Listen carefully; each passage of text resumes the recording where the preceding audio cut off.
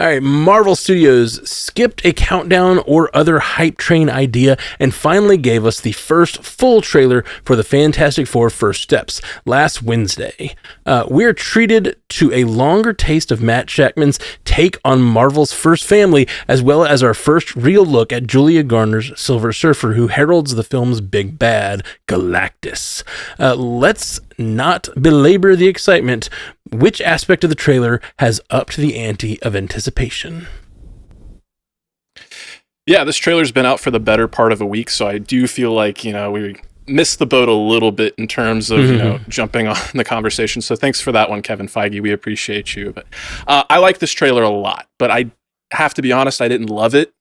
I felt like there was just a little bit of something missing, like that extra oomph, like that one little reveal or something like that to push it over the edge for me. But that being said, I'd still really liked what I saw on display, and it wouldn't be the internet if there weren't people reacting. And the worst take that I've seen online are these side-by-side comparisons of Silver Surfer from 2007 with our Shia LaBeouf Silver Surfer and saying, why is the CGI getting worse? Come on, the resolution of the two images couldn't be more different. The lighting's different, and they're just going for something different. It looks like they're going for more of a like pewter kind of metallic surface there. So I want to see something different. They did a great job in 2007 as far as the depiction of the visuals of the character, but we've already seen Norrin Rad. Let's get a new version, new visuals. I'm here for it.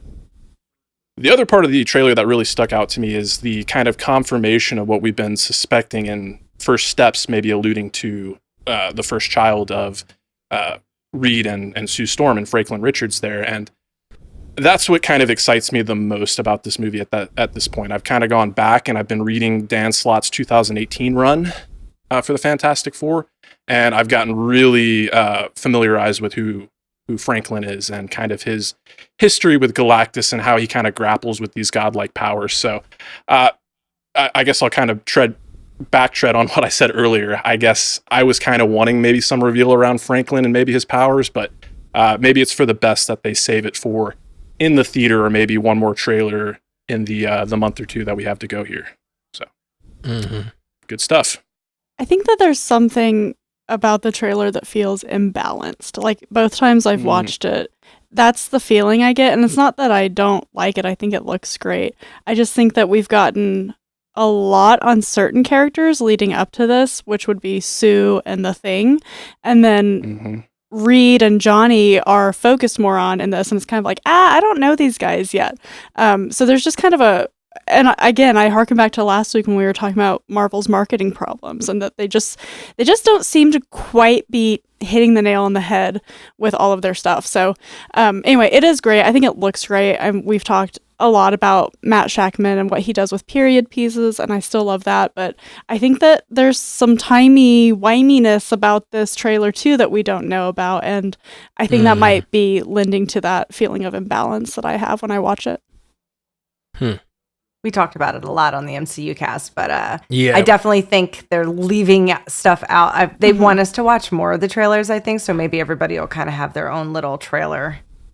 Like, that'll be a Reed one. Because now we saw him stretch, and everyone was like, oh! I was like, that looked a little... Yeah, it was a little suspect, the stretchiness. Not that it was bad, it just, like, looks like still early days on it to me. Like, it looks like they're not done. And it looks like all of the other Marvel sort of like CGI battles, which just they lose me a little bit. So I think the CGI was a little bit of a problem in this trailer, but mostly I agree. Like you said, Ashley, we talked about this like a lot on Monday on the MCU cast. So it's funny. I didn't think about us covering this again when we had you on today. That's why I was like, I'll take a step back. Let's go. Yeah, we did this. But yeah, my biggest takeaway was similar to Jay Scotty. I thought the trailer didn't bring enough new to me. Maybe because I already had assumed the pregnancy and with the first steps and all of that stuff.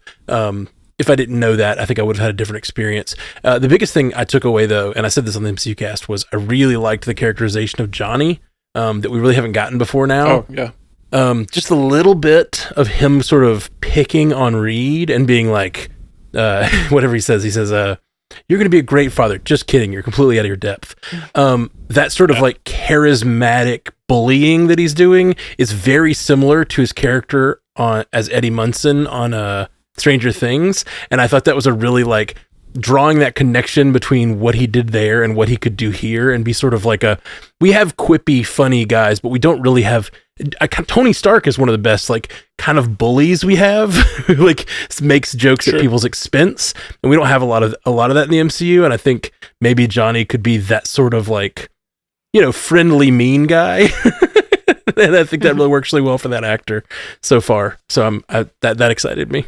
I can't remember how close in conjunction these comments from Matt Shakman were to the trailer, but they were pretty close. He did come out and kind of confirm that this universe that we're seeing is not going to have other heroes. So I know months back I kind of postulated, what if we get to see a comics accurate 1960s version of the Iron Man suit and what have you. And it is a case of like, I'm not letting my expectations necessarily impact what's being delivered. But again, I think it's a byproduct of me reading the comics, and that's something that's really stuck out to me. What's so unique about the Fantastic Four is this family is like, they are such a strong unit and family. And I understand that the Marvel Cinematic Universe needs to establish them, but that's also one of the great things, seeing She-Hulk come in and be a temporary member, getting Moon Knight to even like pop in and stuff like that. So,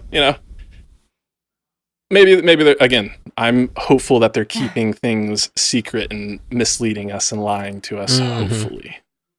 Yeah, I didn't hear that yet, and I'm glad they're telling us, because I'd rather, even if it's true, I'd rather them lie to us. And if it's not true, then we need to like lower our expectations a little bit, because I love that idea of having just random heroes, even if it's not ones we know. Just other heroes from the Marvel Pantheon existing in this world would be cool. You just watched a clip from Multiverse News. If you liked it, go to our channel. We got a whole episode that it comes from. So go check that out and hit the like and subscribe. And we got lots of clips you'll enjoy, but also full hour-long episodes of Multiverse News with lots of things that don't even make it to clips. So check us out. You stay clippy.